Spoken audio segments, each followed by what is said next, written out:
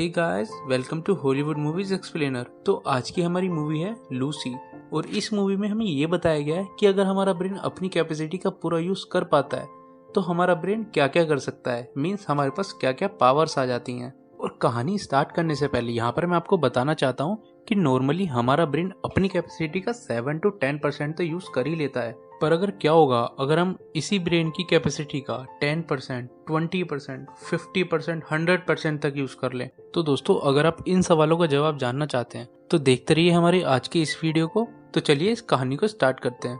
अब इस कहानी में एक प्रोफेसर होते हैं जिनका नाम सैमुअल नॉर्मन होता है और वो ब्रेन के ऊपर काफी टाइम से रिसर्च भी कर रहे होते हैं। तो अब वो स्टेज के ऊपर अपना एक लेक्चर दे रहे होते हैं और उस लेक्चर में वो बताते हैं कि कोई भी इंसान एक समय में अपने ब्रेन का ज्यादा से ज्यादा 10% यूज करता है और इसके बावजूद इंसानों ने पूरी दुनिया बदल के रख दी। उन्होंने कार से लेकर सैटेलाइट तक बना दी और चांद पर भी चला गया। और ये सब डेवलपमेंट इंसानों ने अपने ब्रेन का सिर्फ 10% यूज करके किया है। अब इसके बाद प्रोफेसर बताते हैं कि एक ऐसा प्राणी भी है जो अपने ब्रेन का 20% तक यूज कर सकता है और वो है डॉल्फिन। अब प्रोफेसर बताते हैं कि डॉल्फिन कैसे अपने ब्रेन का 20% यूज करके सोनार वेव्स क्रिएट करती हैं जिससे वो अपने शिकार का पता लगाती हैं और साथ ही साथ वो एक दूसरे से टेलीपैथी के थ्रू बात भी करती हैं। अब इसके बाद प्रोफेसर बताते हैं कि अगर ह्यूमन अपने ब्रेन का 20% यूज करने लगे तो वो अपनी बॉडी के बारे में सब कुछ जान जाएगा और साथ ही साथ वो अपनी बॉडी को पूरी तरह से कंट्रोल भी कर पाएगा। अब इसके बाद प्रोफेसर बताते हैं कि अगर कोई ह्यूमन अपने ब्रेन का 40% तक यूज कर पाता है तो इसके बाद वो सामने वाले इंसान की भी बॉडी को पूरी तरह से कंट्रोल कर सकता है। अब इतने में ही एक स्टूडेंट प्रोफेसर से पूछता है कि तब क्या होगा अगर कोई इंसान अपने ब्रेन की कैपेसिटी का 100% यूज करने में कामयाब हो जाता है। अब प्रोफेसर बोलते हैं कि आई हैव नो आइडिया, ये अनइमेजिनेबल है।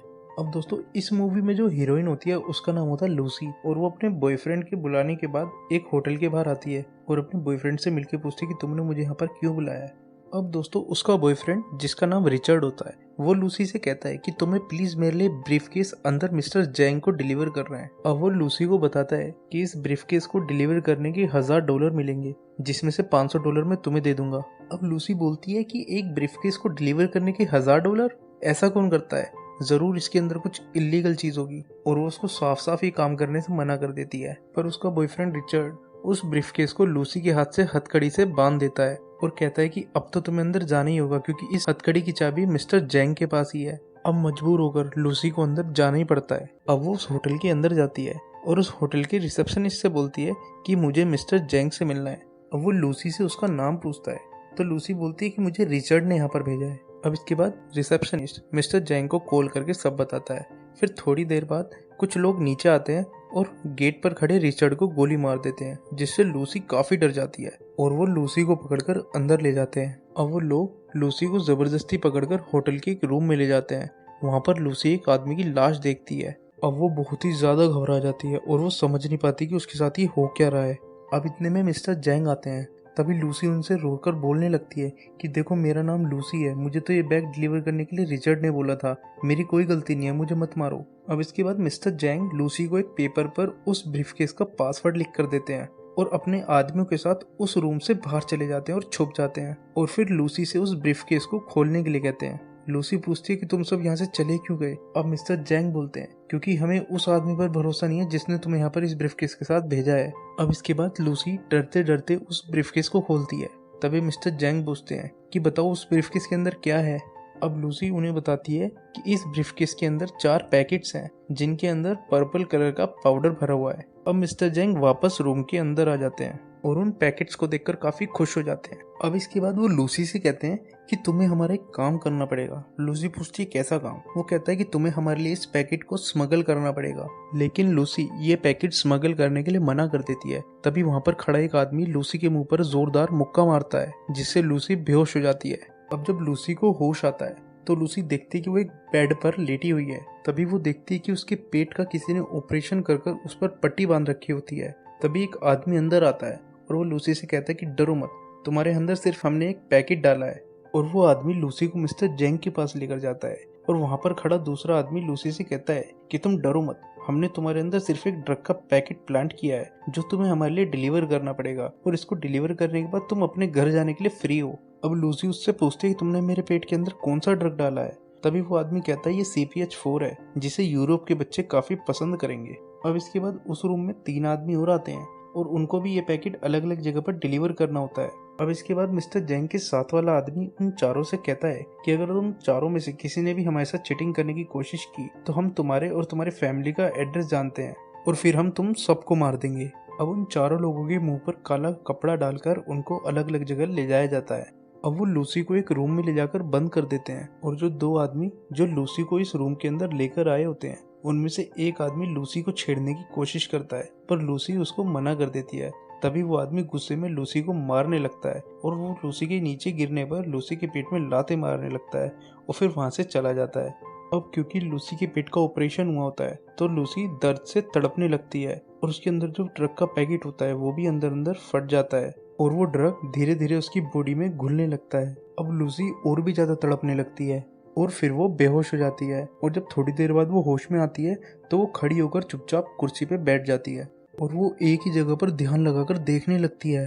तभी थोड़ी देर बाद उन 2 आदमियों से एक आदमी अंदर आता है। तभी लूसी उसको अट्रैक्ट करने की कोशिश करती है और वो आदमी अट्रैक्ट होकर लूसी की तरफ आता भी है पर लूसी उस पर अटैक कर देती है और उसे नीचे गिरा देती है और उसकी गन लेकर उसी को मार देती है और उसकी चाबियां लेकर अपने आप को खोलकर वहां से निकलने की कोशिश करती है। तभी वो देखती है कि रास्ते में और भी मेंबर्स बैठे होते हैं और वो उन सभी को गोली से मार देती है। तभी एक गोली उसके भी लग जाती है और वो उस गोली को अपने हाथ की उंगली से निकाल देती है और उन गैंग मेंबर्स के सारे हथियार लेकर वहां से निकल जाती है और वो टैक्सी लेकर एक हॉस्पिटल के लिए निकलती है। तभी वो रास्ते में देखती है कि कोई भी व्यक्ति अगर दूर खड़ा होकर फोन पर बात कर रहा है तो सारी बातें उसको सुनाई दे रही होती हैं। उसको समझ नहीं आ रहा होता कि ये उसके साथ हो क्या रहा है। तभी वो हॉस्पिटल पहुंचती है और वहां पर जाकर सीधे ऑपरेशन थिएटर में घुस जाती है जहां पर एक ऑपरेशन चल रहा होता है। तभी वो उस मरीज की रिपोर्ट्स देखती है और उसके सर में सीधा गोली मार देती है। सभी डॉक्टर्स डर जाते हैं कि क्या हुआ।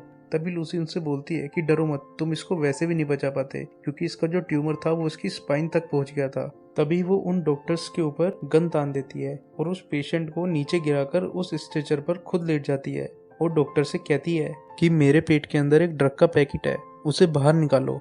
अब वहाँ पर खड़े हुए सारे डॉक्टर्स डर जाते हैं। तभी उनमें से एक डॉक्टर कहता है ठीक है, मैं तुम्हारा ऑपरेशन करूंगा पर उससे पहले मुझे तुम्हें लोकल एनेस्थीसिया देना पड़ेगा। पर लूसी बोलती है कि मुझे उसकी जरूरत नहीं है, तुम मेरा ऑपरेशन ऐसे ही करो। अब डॉक्टर लूसी को ऑपरेशन करना स्टार्ट करता है। तभी इतने में लूसी डॉक्टर का फोन लेकर अपनी माँ को फोन मिलाती है और अपनी माँ को ऐसी ऐसी बातें बताती है कि उसकी माँ को विश्वास नहीं होता। वो अपनी माँ से कहती है कि मुझे सब याद है कि जब मैं पहली बार चलना शुरू हुई थी, मुझे आपके दूध का टेस्ट तक याद है। वो अपनी माँ से कहती है कि मुझे वो पल भी याद है जब मैं आपके पेट के अंदर थी। तभी वो अपनी माँ को बताती है कि उसे ग्रेविटी भी महसूस हो रही है और वो अर्थ के रोटेशन को भी महसूस कर पा रही है और वो ये भी बताती है कि उसे अपनी बॉडी के सारे ऑर्गन्स, सारे बॉडी पार्ट्स महसूस हो रहे हैं। तभी खराब नेटवर्क होने की वजह से वो कॉल डिस्कनेक्ट हो जाती है। अब इतने में डॉक्टर उसके पेट का ऑपरेशन करके वो पैकेट बाहर निकाल लेता है। तभी लूसी उससे पूछती है कि इसमें कितना बचा है। तभी वो डॉक्टर कहता है कि लगभग 500 ग्राम बचा होगा। अब लूसी उस डॉक्टर से पूछती है कि जितना ड्रग मेरी बॉडी के अंदर घुल चुका है उसका असर खत्म होने में कितना टाइम लग जाएगा। तभी डॉक्टर कहता है कि उसका आंसर देने के लिए मुझे पता होना चाहिए कि ये है क्या। तभी लूसी उसको बताती है कि ये CPH4 है और वो सारे डॉक्टर्स एकदम हैरान हो जाते हैं। अब लूसी उनसे बोलती है कि बताओ मुझे CPH4 क्या है। अब वो डॉक्टर लूसी को बताता है कि जब कोई महिला प्रेग्नेंट होती है तो उसकी प्रेगनेंसी के 6ठे हफ्ते में उसकी बॉडी बहुत छोटी सी मात्रा में CPH4 प्रोड्यूस करती है जो बच्चे के लिए एक विस्फोट की तरह होता है और फिर यही CPH4 उस बच्चे की बोन्स और बॉडी पार्ट्स बनाने में हेल्प करता है। मुझे पता था कुछ लोग इसका सिंथेटिक वर्जन बना रहे हैं पर ये नहीं पता था कि वो लोग इसमें कामयाब हो चुके हैं। अब वो डॉक्टर लूसी से कहता है कि अगर ये सच में CPH4 है और ये तुम्हारी बॉडी में इतनी मात्रा में घुल चुका है तो मैं हैरान हूँ कि तुम अभी तक जिंदा हो। अब लूसी कहती है ज्यादा देर तक नहीं। अब वो जब हॉस्पिटल से बाहर आती है तो वो देखती है कि उसे पेड़ों के अंदर की सेल्स भी महसूस होने लगे हैं और अब वो वहाँ से सीधा मिस्टर जैंग के पास जाती है और वहाँ पर पहुंचकर मिस्टर जैंग की सिक्योरिटी में जितने भी आदमी होते हैं उन सबको मार देती है। फिर वहाँ पर पहुंचकर मिस्टर जैंग के हाथों में चाकू घुसा देती है और पूछते है कि बताओ बाकी के तीनों लोग कहाँ भेजे हैं। मिस्टर जैंग लूसी से कुछ नहीं बोलता। तभी लूसी मिस्टर जैंग के माथे पर हाथ लगाती है और टेलीपैथी के थ्रू उसके दिमाग में झांक कर सारी इन्फॉर्मेशन निकाल लेती है और पता लगा लेती है कि बाकी के तीनों आदमी कहाँ गए हैं। अब दोस्तों यहाँ पर मैं आपको बताना चाहूंगा कि लूसी का ब्रेन अब इतना डेवलप हो चुका है कि वो दूसरे इंसानों के ब्रेन को इजीली रीड कर सकती है। अब इसके बाद वो अपने एक फ्रेंड के घर जाती है और वहाँ पर वो उसका लैपटॉप यूज करने लगती है और इंटरनेट पर सर्च करने लगती है एक ऐसे इंसान के बारे में जिसने ब्रेन के ऊपर रिसर्च कर रखी हो। तभी उसको इंटरनेट पर प्रोफेसर सैमुअल नॉर्मन का आर्टिकल दिखाई देता है। दोस्तों ये वही प्रोफेसर होते हैं जिनके बारे में मैंने आपको पहले बताया होता है। अब इसके बाद लूसी उनके पूरे आर्टिकल को रीड करती है और उनको कॉल करती है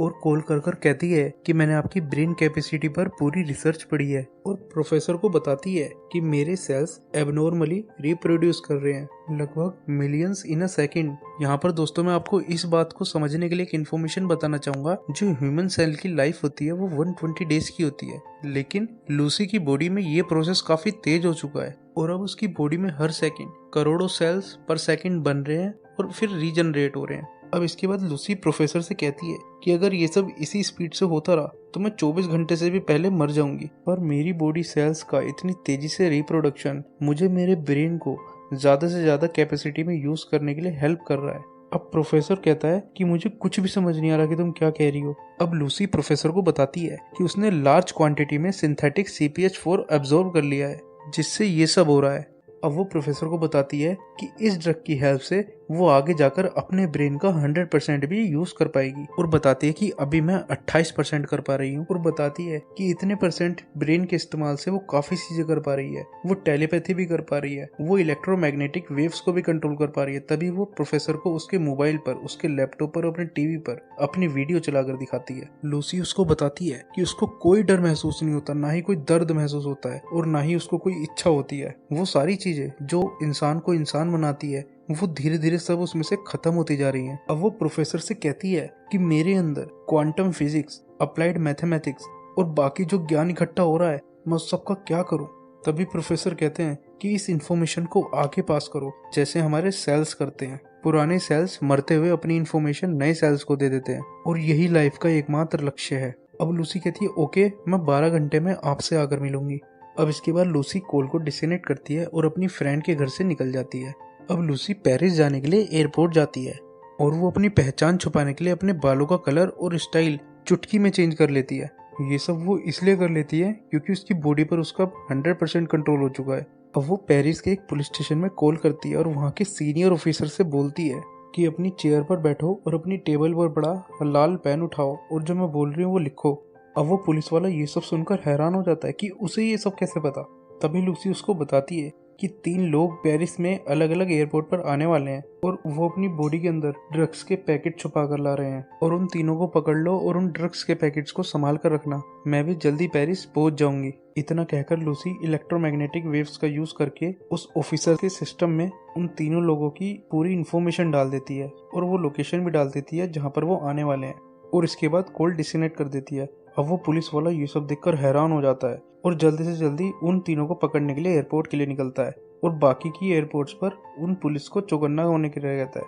अब जैसे ही वो तीनों लोग अलग अलग जगह पर एयरपोर्ट्स पर पहुंचते हैं तो पुलिस उन तीनों को अरेस्ट कर लेती है और उन्हें वहां से पकड़कर कहीं और ले जाती है। अब पुलिस उन तीनों लोगों को एयरपोर्ट से सीधे हॉस्पिटल लेकर जाती है जहाँ पर वो उनको ऑपरेशन करवाकर उन ड्रग्स को निकलवाएंगे, पर उन स्मगलर्स को पता चल जाता है और वो हॉस्पिटल पर अटैक कर देते हैं और सभी पुलिस वालों को मारकर उन तीनों लोगों के अंदर से ट्रक के पैकेट निकाल कर ले जाते हैं। अब वो सारे स्मगलर्स वहां से निकल ही रहे होते हैं तभी वहां पर लूसी पहुंच जाती है। अब वो सारे के सारे स्मगलर्स के गुंडे लूसी के ऊपर गन तान देते हैं। दोस्तों यहाँ पर वो सीनियर ऑफिसर भी लूसी के साथ होता है।